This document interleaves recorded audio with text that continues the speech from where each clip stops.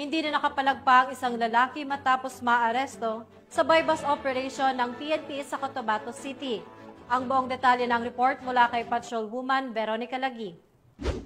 Arestado ang isang lalaki matapos makuhanan ng mga illegal na droga sa isinagawang bypass operation ng Cotabato City PNP sa Barangay Rosario Heights 13, Cotabato City.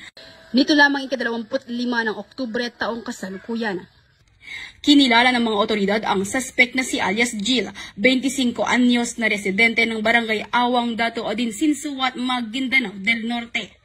Bandang 1:50 ng madaling araw ng naturang petsa nang maaresto ang suspect matapos dumayo umano para magtulak ng mga illegal na droga sa nasabing lugar. Nakumpiskahan ng mga operatiba ang suspect ng 3 maliliit na plastic sachet na naglalaman ng suspected shabu na may bigat na 0.08 gramo na nagkakahalagang 544 pesos. Nakakulong na ngayon sa Police Station 1 ang suspect at nahaharap sa kasong paglabag sa RA 9165 o Comprehensive Dangerous Drugs Act of 2002.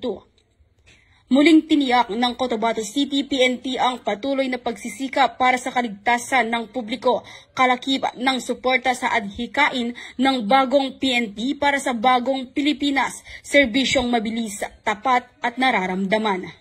Mula rito sa rehiyon ng Bangsamoro, ako ang inyong Police News Network Correspondent, Patrolwoman Veronica Lagi, alagad ng batas, tagataguyod ng Balitang Pulis.